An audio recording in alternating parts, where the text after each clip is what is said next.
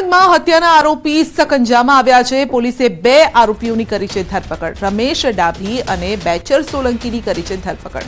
ઝારખંડથી મૃતક કામ માટે ગુજરાત આવ્યો હતો। સામાન્ય બાબતે હત્યા કરી હોવાનો ખુલાસો થયો છે।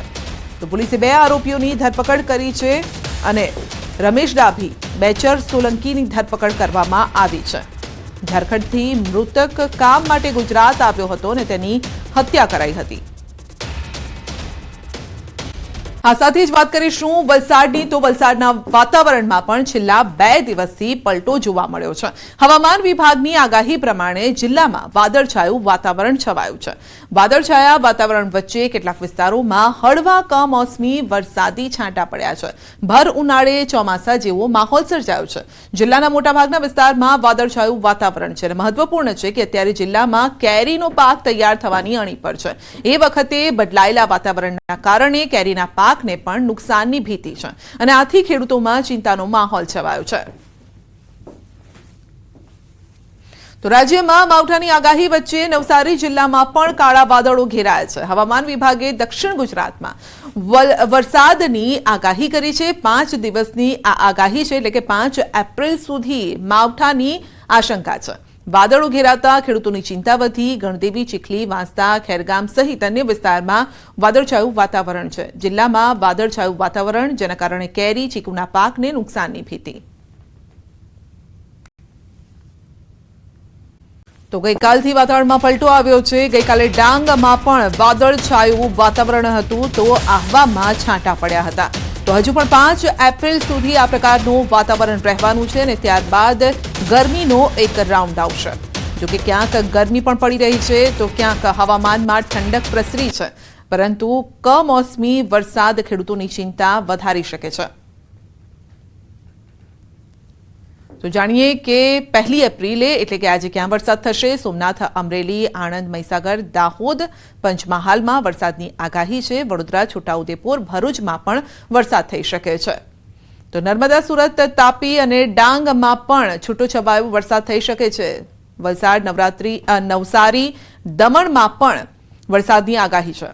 સોમનાથ, અમરેલી, ભાવનગર, ખેડામાં પણ વરસાદની આગાહી। આણંદ, મહીસાગર, દાહોદ, પંચમહાલમાં વરસાદની આગાહી।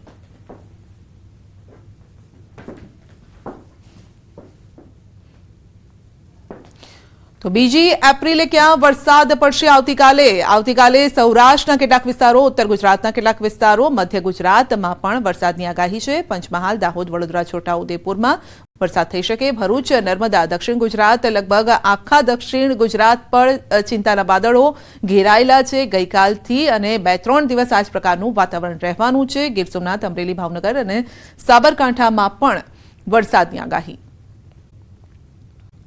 ગુજરાતના માથે ડબલ અટેક। ગુજરાતમાં હીટવેવ અને માવઠાની આગાહી છે। હવામાન વિભાગની આગાહી છે। કચ્છ, પોરબંદર, ભાવનગર, દીવમાં હીટવેવની આગાહી છે। પોરબંદરમાં ઓરેન્જ એલર્ટ। મહારાષ્ટ્ર પર એક સિસ્ટમ સક્રિય છે।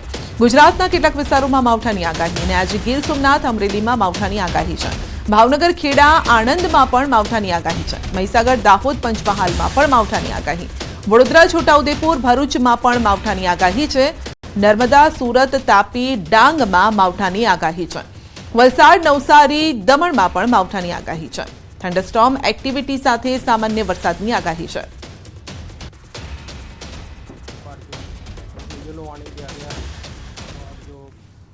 हॉट एंड ह्यूमिड कंडीशन रहेगा सौराष्ट्र कच्छ में डे 1 से लेकर डे 7, मतलब 1 अप्रैल से लेकर 7 अप्रैल तक कोस्टल क्षेत्र जो तटीय क्षेत्र है इसमें हॉट एंड ह्यूमिड कंडीशन की पूर्वानुमान दिया गया है। और जो गुजरात रीजन की कोस्टल तटीय क्षेत्र है दक्षिण गुजरात की, इसमें डे 3 से लेकर डे 7 तक हॉट एंड ह्यूमिड कंडीशन की पूर्वानुमान दिया गया है, मतलब 3 अप्रैल से लेकर 7 अप्रैल तक। उसके आगे थंडरस्टॉर्म, आइसोलेटेड जगह में thunderstorm with lightning with thunder showers होने का भी पूर्वानुमान है। इसमें सारे गुजरात की दक्षिण गुजरात क्षेत्रों में सारे डिस्ट्रिक्ट आ रहा है। और जो नॉर्थ गुजरात रीजन में माहीसागर, दाहोद, पंचमहाल, खेड़ा, आनंद आ रहा है। और जो सौराष्ट्र कच्छ में आ रहा है आपका गिर सोमनाथ, अमरेली, भावनगर एंड दीव।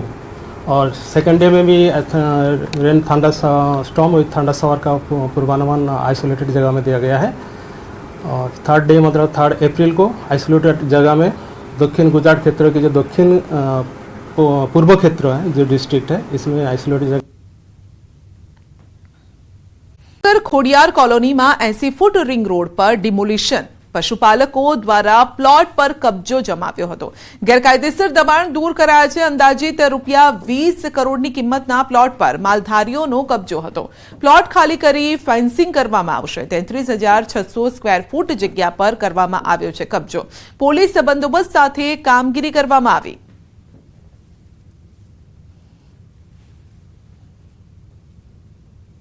એ જગ્યા ઉપર માલધારીઓ દ્વારા દબાણ કરી અને ભેંસો તેમજ ગાયો રાખવામાં આવતી હતી. એ પ્લોટ હાલે ખાલી કરવાની પ્રક્રિયા હાથ ધરવામાં આવેલી છે, જેમાં પૂરતા પોલીસ બંદોબસ્ત સાથે એસ્ટેટની ટીમ તેમજ સોલિડેરિટીની ટીમ દ્વારા હાલે આ કામગીરી ચાલુ છે. સુરેન્દ્રનગરની વાત કરીએ તો પીવાના પાણી મામલે હોબાળો થયો છે. મહાનગરપાલિકા કચેરીએ હલ્લા બોલ સંત સવઈનાથ અને ઠાકરનગરમાં પાણીની સમસ્યા છે. વાસણો અને પ્લાસ્ટિકની નોઝલ સાથે વિરોધ કર્યો છે. પોલીસ અને સ્થાનિક વચ્ચે ઘર્ષણ થયું. સ્થાનિકોને અટકાવતા આ ઘર્ષણ થયું હતું.